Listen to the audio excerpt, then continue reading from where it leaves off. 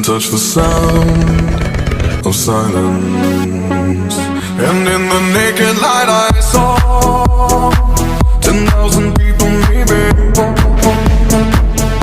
People talking without speaking, people hearing without listening, people writing songs that voices never share, and no one dared disturb the sound of silence.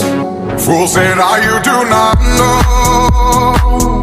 Silence like a cancer grows. Hear my words and I might teach you. Play my arms and I might reach you. But my words, like silent raindrops, fell and echoed in the wells of silence.